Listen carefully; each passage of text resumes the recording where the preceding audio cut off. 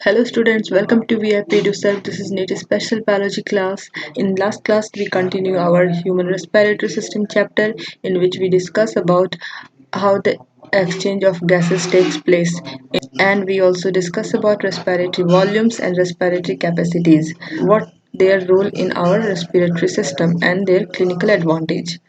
And now today we will discuss about regulation and disorders of respiration, including the transportation of exchanged gas. हम लोग जानते हैं कि जब ऑक्सीजन हमारा डिफ्यूज किया है लेवल से पल्मोनरी ब्लड में, तो पल्मोनरी ब्लड से उसे ट्रांसपोर्ट होना है कहाँ, तो हमारे पेरिफेरल टिश्यू कैपिलरीज में। तो यही ट्रांसपोर्ट जो गैस का है वो आज हम लोग यहाँ पे डिस्कस करने वाले हैं। ब्लड जो है वही हमारे ट्रांसपोर्ट का मीडियम है। ब्लड ही जो है वो O2 और CO2 को कैरी करके हमारे बॉडी में डिस्ट्रीब्यूट करता है। तो about 97% of O2 is transported by RBC in the blood. RBC के थ्रू हमारा 97% ऑक्सीजन जो है वो ट्रांसपोर्ट होता है, बाकी हमारे प्लाज्मा और फ्लूइड के थ्रू ट्रांसपोर्ट होता है। Remaining 3% of O2 is carried in dissolved state through the plasma, जैसा कि मैंने अभी आप लोगों को बताया है। और लगभग 25 से 20% कार्बन डाइऑक्साइड जो है वो ट्रांसपोर्ट हमारा आरबीसी के थ्रू होता है, और 70% जो हमारा CO2 है वो कैरी आउट होता है एज ए बाइकार्बोनेट। बाइकार्बोनेट के थ्रू हमारा CO2 जो है 70% लगभग वो ट्रांसपोर्ट होता है, और बाकी का जो 20-25% बचता है वो हमारे आरबीसी के थ्रू ट्रांसपोर्ट होता है। तो इसको हम लोग डिटेल में आगे देखेंगे कि ये कैसे होता है। और फिर ऑक्सीजन और कार्बन डाइऑक्साइड का जो ट्रांसपोर्ट है ये फुल्ली डिपेंडेंट है हमारे डिफ्यूज़न और ब्लड के फ्लो पे।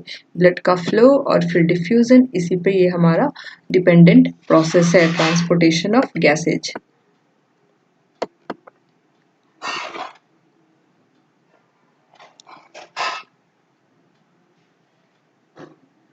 मेनली टू गैसेज है जो कि इन्वॉल्व है डिफ्यूजन में हमारे, CO2 and O2, that is oxygen and carbon dioxide. तो हम लोग पहले देखेंगे कि ऑक्सीजन का ट्रांसपोर्टेशन जो है वो कैसे होता है। तो O2 जो है वो बाइंड करता है हमारे हेमोग्लोबिन से, जो कि हमारा आयरन पिगमेंट है, आयरन कंटेनिंग पिगमेंट है, जो कि हमारे आरबीसी में पाया जाता है। O2 हमारा उससे बाइंड करता है और कंबाइन करके बनाता है हमारा क्या, ऑक्सी हेमोग्लोबिन।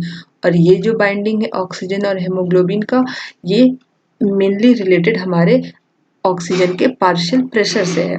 एलोविलाई में हमारा जो पार्शियल प्रेशर है ऑक्सीजन का वो हाई होता है, वहाँ पे कार्बन डाइऑक्साइड का जो प्रेशर है वो लो होता है। कंसंट्रेशन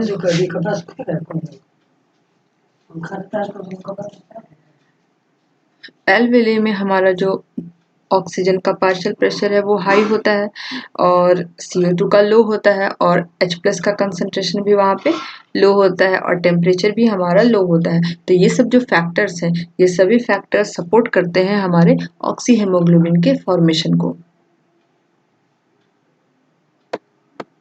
फिर टिश्यू में हम देखें तो टिश्यू में क्या होता है, वहाँ पे हमारा O2 लेस होता है, क्योंकि टिश्यू में तो हमारा वहाँ पे मैनी प्रोसेसेस हुए हैं जहाँ पे ऑक्सीजन का यूटिलाइजेशन हुआ है, तो कार्बन डाइऑक्साइड हमारा फॉर्म हुआ है, रिलीज हुआ है। तो इसलिए वहाँ पे हाई क्या होता है, हमारा CO2 हाई होता है, और H+ कंसंट्रेशन भी हाई हो जाता है, और टेम्परेचर भी हाई होता है। तो ये सब जो कंडीशन है वो ऑक्सीजन के एसोसिएशन के, यानी कि ऑक्सी हेमोग्लोबिन के फॉर्मेशन के कंडीशन के जस्ट अपोजिट है। तो इसलिए ये जो है हमारा ऑक्सीजन को ऑक्सी हेमोग्लोबिन बनने से डिसोसिएट करता है। तो ये हमारा डिसोसिएशन के लिए फेवरेबल कंडीशंस हैं। इस तरह से हम देखें कि O2 जो है वो हमारे हेमोग्लोबिन से बाइंड करता है हमारे लंग सरफेस में, और फिर डिसोसिएट हो जाता है हमारे टिश्यू में। बाइंडिंग कहाँ होती है, लंग सरफेस में, और डिसोसिएशन कहाँ पे होता है, तो हमारे टिश्यू में।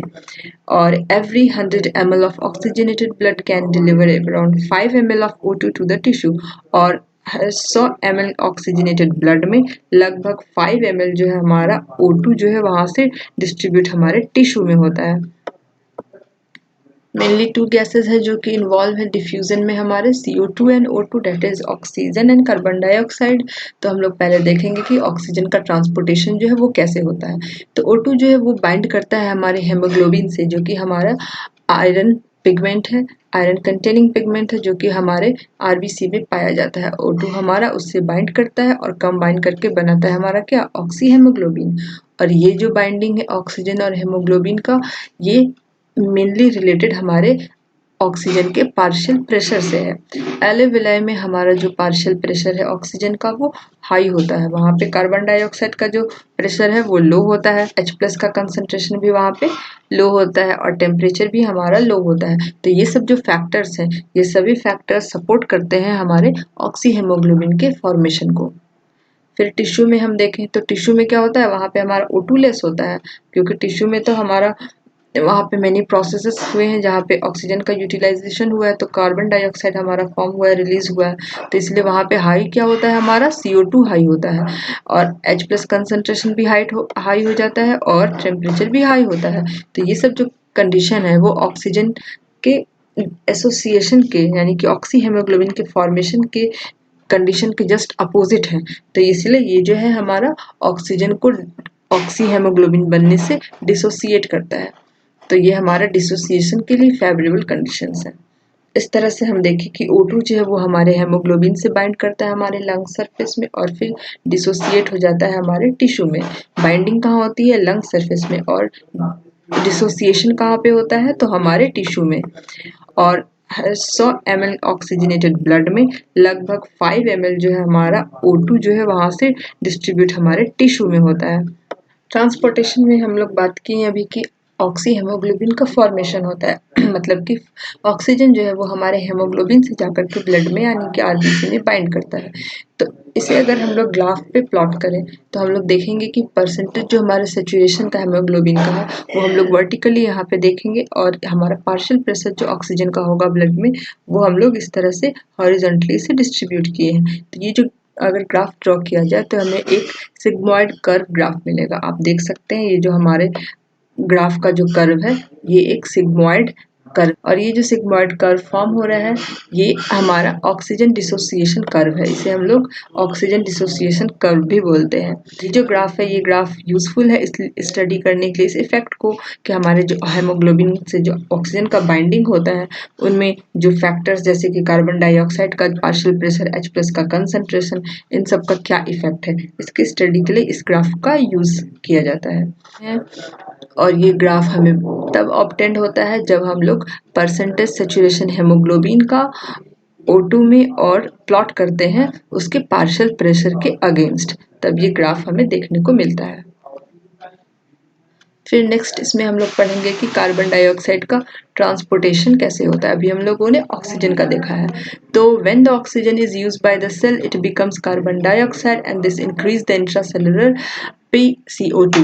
हम लोग जानते हैं कि हमारे सेल्स में जब ऑक्सीजन पहुंचता है तो वहाँ पे फर्दर रिएक्शंस होती हैं और रिएक्शन से हमारे कार्बन डाइऑक्साइड रिलीज होता है। तो कार्बन डाइऑक्साइड का जो कंसंट्रेशन है वो हमारे वहाँ पे सेल्स में टिश्यूज इंट्रासेलुलर कार्बन डाइऑक्साइड का कंसंट्रेशन जो हाई हो जाता है, जिसकी वजह से पार्शियल प्रेशर कार्बन डाइऑक्साइड का इंक्रीज करता है। और ये जो हाई लेवल हो जाता है हमारे पार्शियल प्रेशर का टिश्यू में, तो उससे क्या होता है कार्बन डाइऑक्साइड जो वो हमारे सेल से डिफ्यूज करता है हमारे टिश्यू कैपिलरीज में, और वहाँ से वो डिफ्यूज करके फिर वो कैरी हो जाता है हमारे ब्लड के थ्रू लंग्स तक।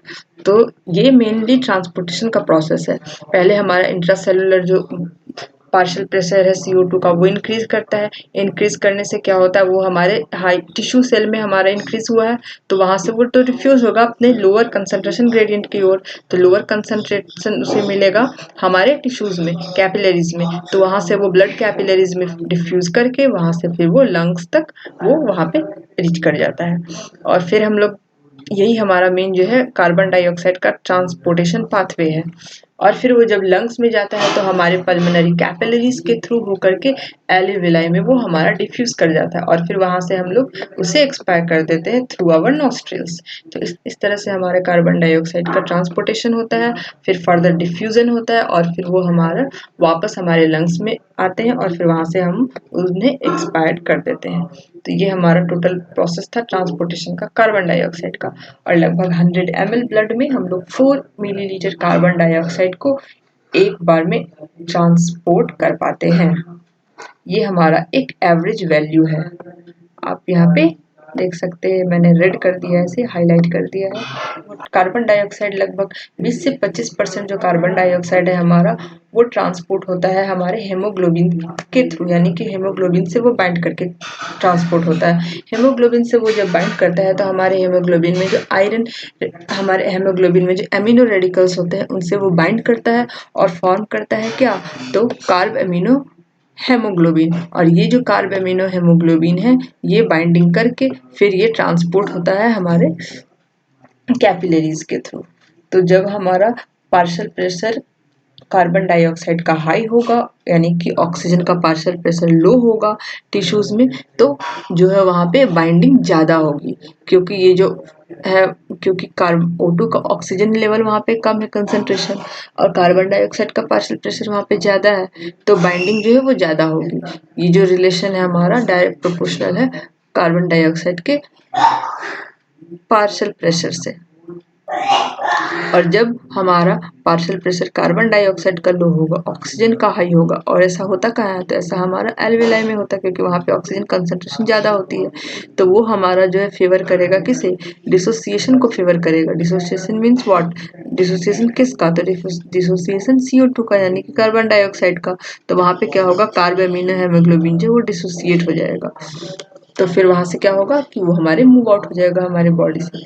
फिर नेक्स्ट कार्बन डाइऑक्साइड का एक तरह से 20-25% कार्बन डाइऑक्साइड तो हमारे कार्ब एमिनो हेमोग्लोबिन की बाइंडिंग की वजह से ट्रांसपोर्ट हुए हैं। बाकी जो 70% हमारा जो ट्रांसपोर्टेशन है वो कैसे होता है, वो फॉर्म होता है हमारा बाइकार्बोनेट आयन फॉर्म्स होते हैं और उसके थ्रू होता है।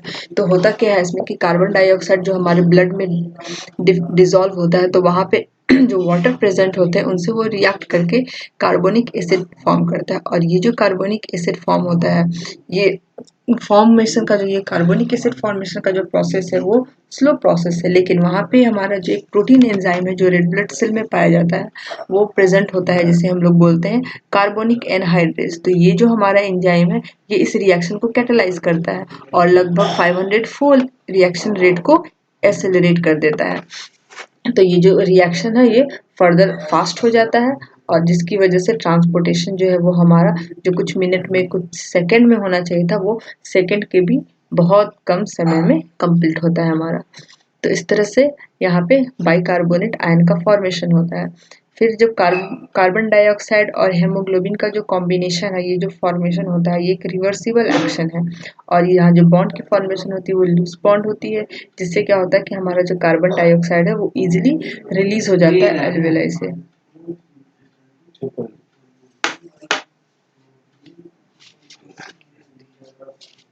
कैसी मानी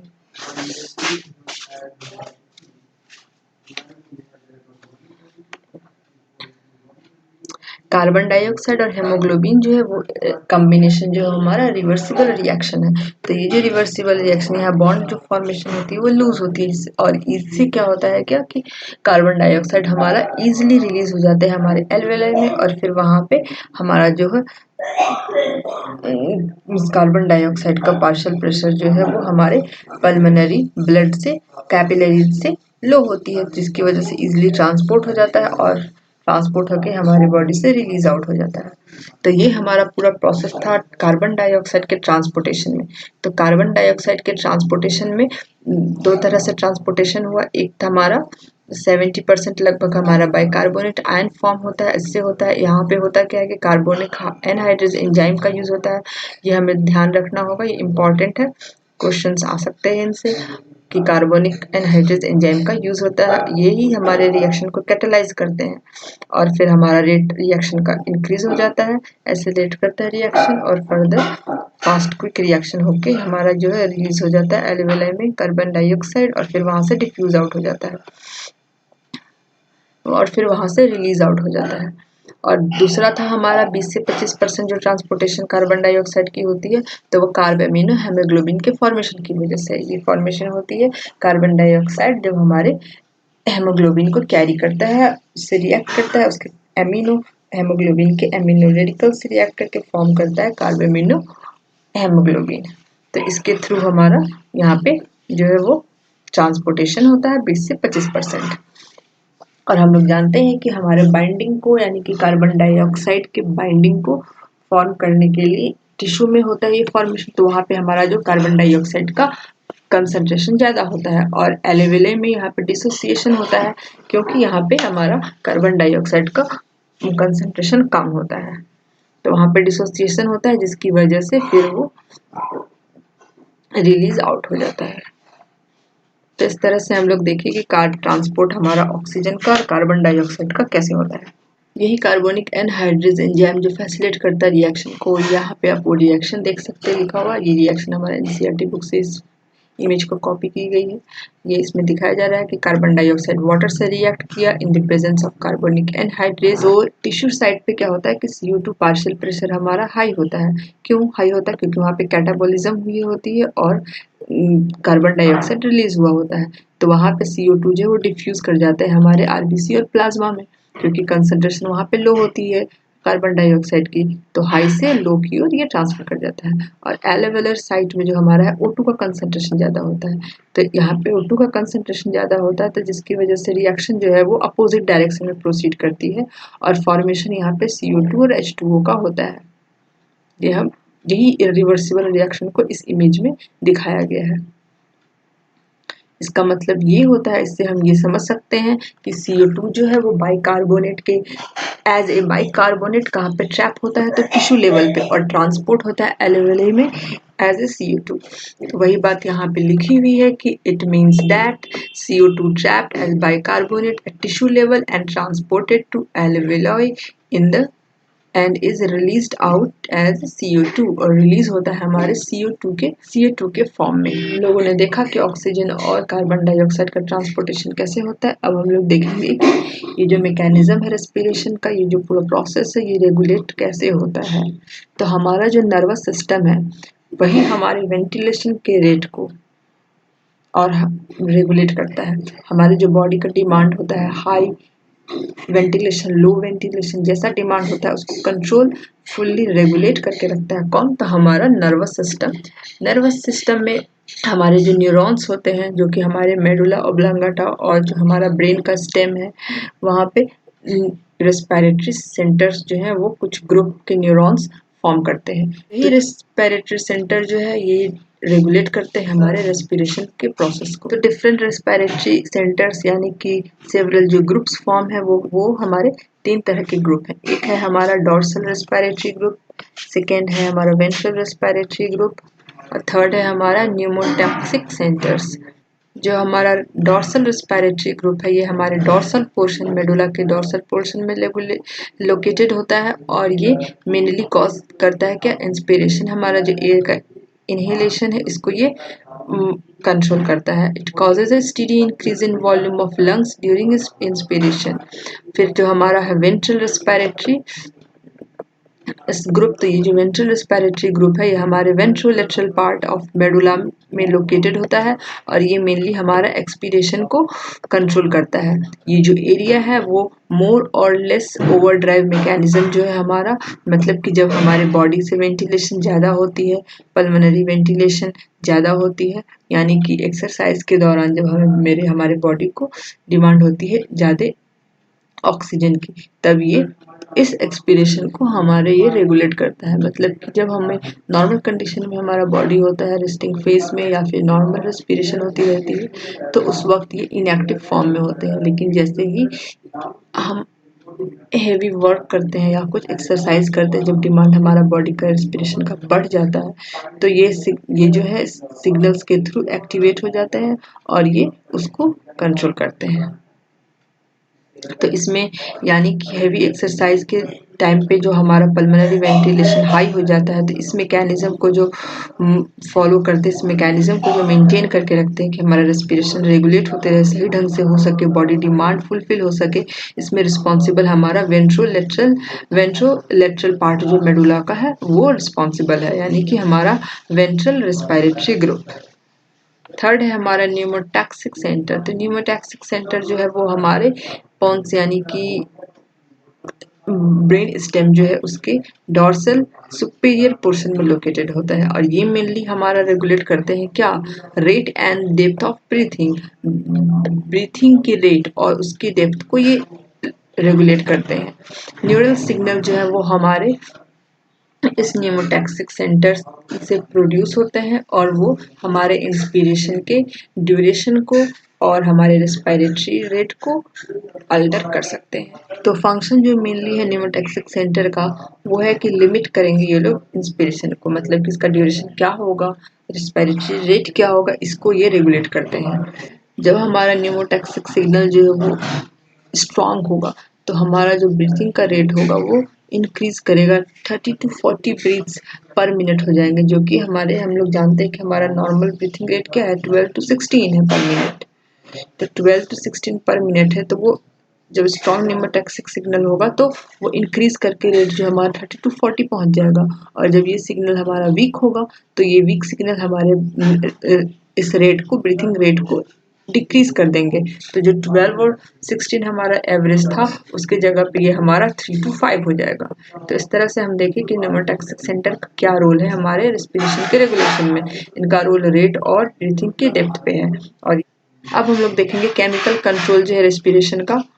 अब हम लोग देखेंगे कि केमिकल कंट्रोल हमारे रेस्पिरेशन का कैसे होता है। An additional neuronal area, a chemosensitive area, is located bilaterally beneath the ventral surface of medulla. This area is highly sensitive to changes in either blood, PCO2 and hydrogen ion concentration, and in return excites the other portion of the respiratory center. हमारे next है हमारा chemical control of respiration. Chemical control हमारे respiration का कैसा होता है, तो हमारे बॉडी में मेडुला के वेंट्रल सरफेस पे एडिशनल न्यूरोनल एरिया होते हैं जहाँ जिन्हें हम कीमोसेंसिटिव एरिया भी बोलते हैं। इस एरिया को हम कीमोसेंसिटिव बोलते हैं। और कीमोसेंसिटिव एरिया इसलिए बोलते हैं क्योंकि ये हाईली सेंसिटिव होते हैं। हमारे ब्लड में किसी भी तरह की चेंजिंग आती है, तो किसी भी तरह की चेंजिंग मतलब चेंजिंग क्या, चेंजिंग कार्बन डाइऑक्साइड के पार्शियल प्रेशर में या फिर हाइड्रोजन आयन के कंसंट्रेशन में किसी भी तरह की कोई चेंजिंग आती है तो इसके लिए ये बहुत ही सेंसिटिव है और ये तुरंत ही एक्साइट हो जाते हैं। एक्साइट करके करते क्या है, तो रेस्पिरेटरी सेंटर जो है हमारे उनके पोर्शन को ये सिग्नल देते हैं और एक्साइट करते हैं।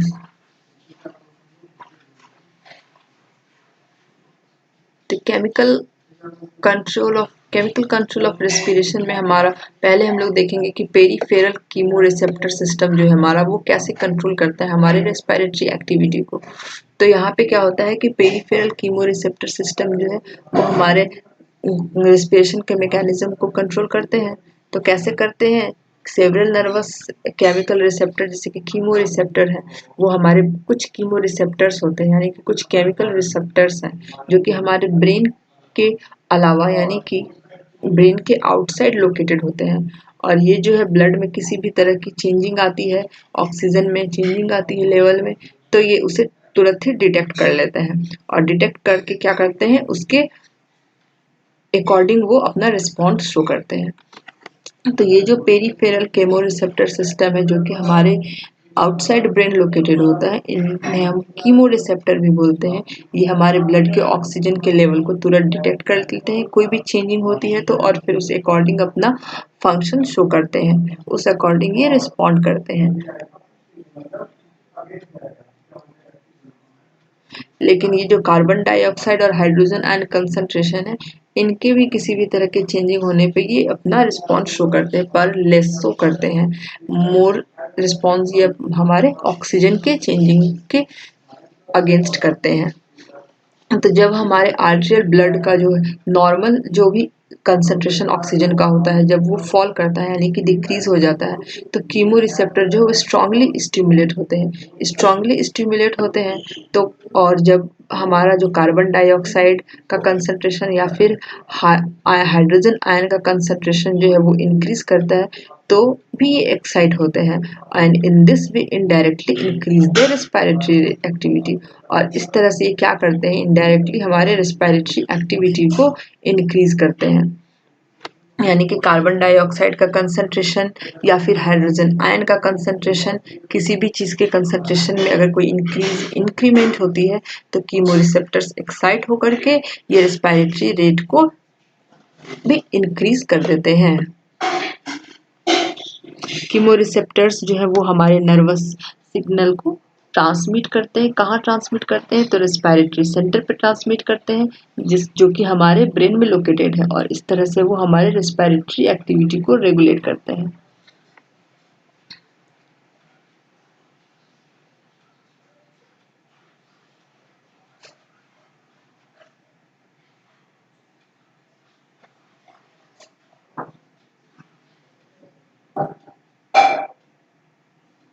तो रेस्पिरेशन की रेगुलेशन की बात की गई, तो रेस्पिरेशन के रेगुलेशन में हम लोगों ने देखा कि 3 तरह के रेस्पिरेटरी ग्रुप होते हैं जो कि हमारे ब्रेन में लोकेटेड होते हैं। एक हमारे डॉर्सल पोर्शन में मेडुला के लोकेटेड होता है जिसे हम लोग डॉर्सल रेस्पिरेटरी ग्रुप बोलते हैं। ये मेनली इंस्पिरेशन को कॉज करते हैं और हमारे लंग के जो वॉल्यूम होता है उसे इंक्रीज करते हैं इंस्पिरेशन के टाइम पे, और ताकि हमारा जो एयर है वो इन हो सके, इंस्पिरेशन फॉलो हो सके। और फिर दूसरा हमारा है वेंट्रोलेटरल पार्ट में जो लोकेटेड है मेडुला के, वो हमारा वेंट्रल रेस्पिरेटरी ग्रुप जो हमारे जो हेवी एक्सरसाइज या फिर इन सब कंडीशन के डिमांड को फुलफिल करते हैं। थर्ड हमारा न्यूमोटैक्सिक सेंटर है जो कि हमारे ब्रीथिंग के रेट और डेप्थ को रेगुलेट करते हैं, और ये मेनली करते क्या है कि जो स्ट्रॉन्ग सिग्नल ये हम इंक्रीज करता है हमारे इनके स्ट्रॉन्ग सिग्नल हमारे ब्रीथिंग के रेट को इंक्रीज कर देते हैं और वीक सिग्नल हमारे ब्रीथिंग के रेट को डिक्रीज करते हैं। और फिर हम लोगों ने देखा कि केमिकल कंट्रोल रेस्पिरेशन का कैसे होता है, तो न्यूरोनल कुछ एरियाज होते हैं कीमोसेंसिटिव एरियाज एक्साइट करते हैं हमारे ब्रेन के रेस्पिरेटरी सेंटर्स को। इनमें हम लोगों ने देखा कि पेरिफेरल कीमोरिसेप्टर सिस्टम है जो कि हमारे ब्रेन के आउटसाइड प्रेजेंट है, इसे हम लोग कीमोरिसेप्टर्स बोलते हैं। और ये एक हमारे स्पेशल टाइप के नर्वस केमिकल रिसेप्टर्स हैं जो कि ब्लड में हमारे ऑक्सीजन के लेवल या फिर H+ कंसंट्रेशन कुछ भी हमारा चेंजिंग आता है तो उसे ये डिटेक्ट करते हैं और फिर अपना रिस्पॉन्ड उनके अकॉर्डिंग ये शो करते हैं। तो जब हमारा ऑक्सीजन का जो कंसंट्रेशन है हमारे ब्लड में फॉल करता है तो ये कीमोरिसेप्टर जो स्ट्रांगली स्टिमुलेट होते हैं, और जब कार्बन डाइऑक्साइड या फिर हाइड्रोजन आयन का कंसंट्रेशन इंक्रीज करता है तो ये भी इंक्रीज करते हैं अपने सिग्नल को स्ट्रांगली और रेस्पिरेटरी एक्टिविटी को इंक्रीज कर देते हैं। ये कीमोरिसेप्टर्स जो है वो क्या करते हैं, नर्वस सिग्नल ट्रांसमिट करते हैं हमारे रेस्पिरेटरी सिस्टम सेंटर्स को, और वो सेंटर्स इस रेस्पिरेटरी एक्टिविटी को रेगुलेट करते हैं। तो इस तरह से रेस्पिरेशन का रेगुलेशन हमारा होता है। होप आप सबको समझ में आ गया होगा।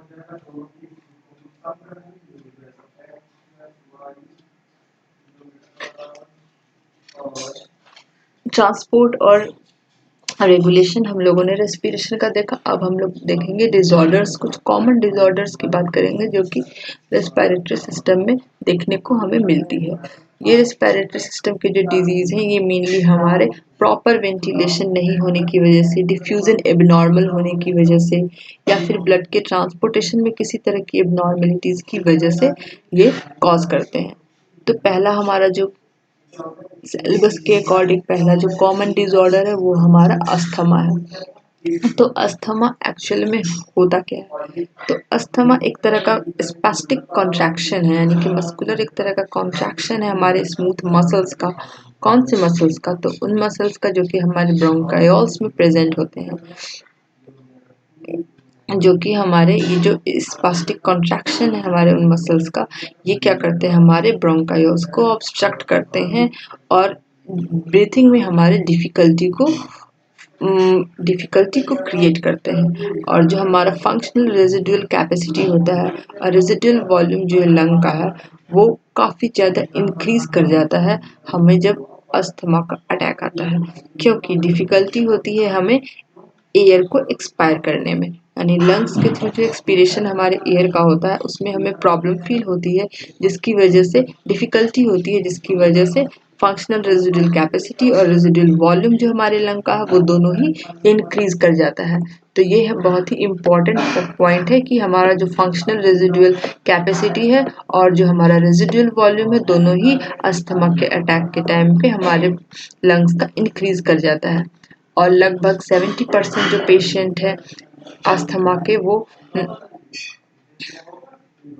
30 की एज से कम के हैं, और अस्थमा जो है वो मेनली एलर्जिक हाइपर सेंसिटिविटी की वजह से होता है, जैसे कि सेंसिटिविटी हमारे प्लांट पॉलेंस के अगेंस्ट हो या फिर किसी भी तरह की इस तरह की हाइपर सेंसिटिविटी एलर्जिक टाइप की जो होती है उसकी वजह से अस्थमा होता है। और ओल्डर पीपल में देखा गया है कि उन्हें हाइपर सेंसिटिविटी भी हो सकती है एलर्जी, या फिर हमारे नॉन एलर्जेनिक टाइप्स भी हो सकते हैं, जैसे कि ये जो इरिटेंट्स पाए जाते हैं या फिर स्मोक वगैरह में पाए जाते हैं उनकी वजह से भी अस्थमा होता है। यहाँ पे हम लोग डायग्राम में देख सकते हैं कि क्या एबनॉर्मलिटीज हमारे अस्थमा में होती है। तो ये जो आप देख रहे हैं ये हमारा नॉर्मल एयर पासेज है, ये आप देख रहे हैं कि काफ़ी अच्छा स्पेस इसमें देखने को मिल रही है, क्रॉस सेक्शनल एरिया काफ़ी अच्छा है।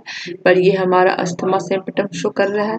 इसमें आप देख सकते हैं जो एयर पासेज हमारा है वो काफ़ी नैरो हो गया है, और ये क्या करता है कि हमारे एयर के फ्लो को लिमिट कर देता है, जिससे कि हमारा जो एयर का एक्सपीरेशन सही ढंग से नहीं हो पाता है, जिसकी वजह से अस्थमा हमें हो जाती है।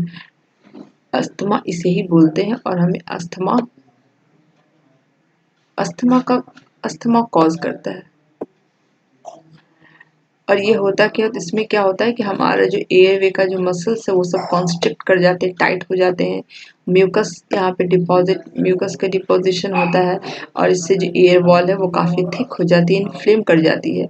इसकी वजह से एयर पासेज हमारा नैरो हो जाता है। तो ये जो नैरो हो गया एयर पासेज, आप यहाँ पे देख सकते हैं काफ़ी कम क्रॉस सेक्शनल एरिया देखने को यहाँ पे मिल रही है आपको, और यहाँ आपका एरिया जो काफ़ी अच्छा है, फील फ्री है। और यही हमारा नॉर्मल एयर पासेज का जो डायग्राम आप देख रहे हैं, और ये हमारा अस्थमैटिक यानी कि एबनॉर्मेलिटी वाला हमारा वेसल है जो आपको देखने में मिल रहा है यहाँ पे। ये शो कर रहा है हमारा अस्थमा का सिम्पटम्स। नेक्स्ट डिसऑर्डर है हमारा एम्फाइसेमा। ये क्रोनिक डिसऑर्डर है जिसमें क्या होता है कि हमारे जो एल्वेओलर वॉल्स होते हैं वो डैमेज हो जाते हैं, रेस्पिरेटरी सरफेस जो है हमारा जिसकी वजह से डिक्रीज कर जाता है। रेस्पिरेटरी सरफेस कहने का मतलब था एल्वेलाई से, क्योंकि रेस्पिरेशन हमारा एल्वेलाई के थ्रू ही होता है, तो वहाँ से जो हमारा डिफ्यूजन होता है तो उन एल्वेओलर वॉल्स के डैमेज होने की वजह से हमारा रेस्पिरेटरी सरफेस जो है वो डिक्रीज कर जाता है।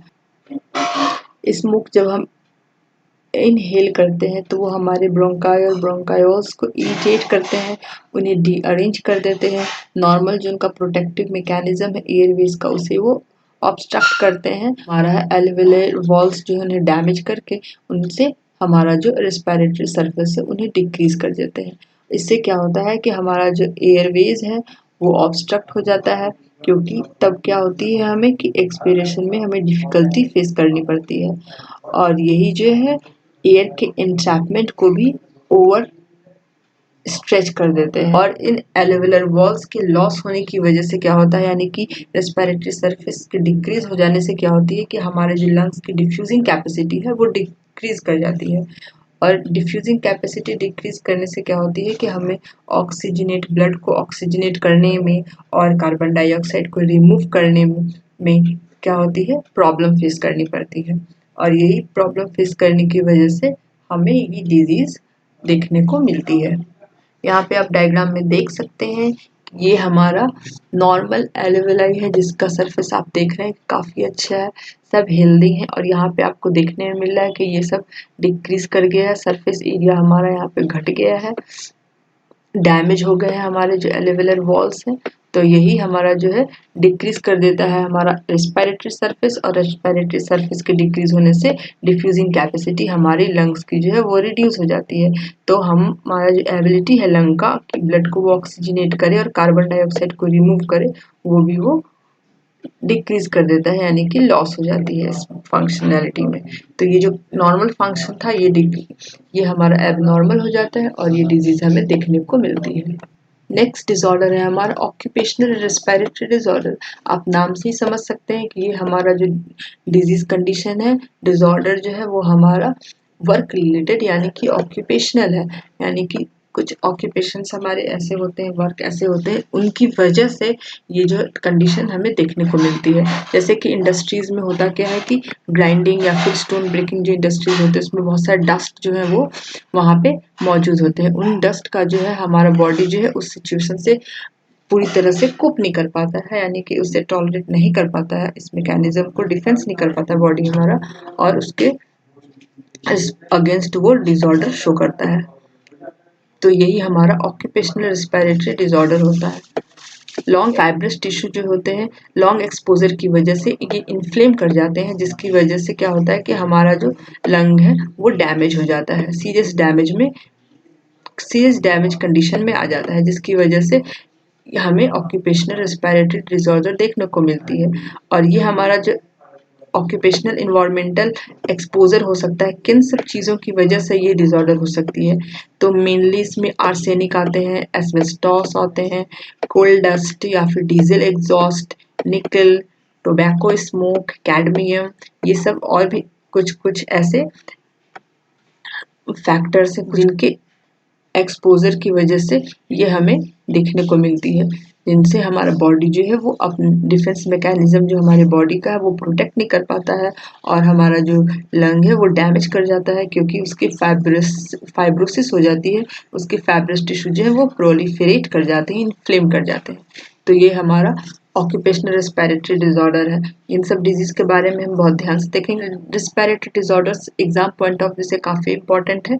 आपको कंडीशन दी जाएगी, डिजीज के नाम दिए जाएंगे, हो सके मैच द कॉलम के रूप में आए, फॉर्म में आए, या फिर दूसरे भी फॉर्म में आ सकते हैं। ऑब्जेक्टिव क्वेश्चन में MCQ टाइप से सीधे आ सकते हैं, पूछे जा सकते हैं आपसे।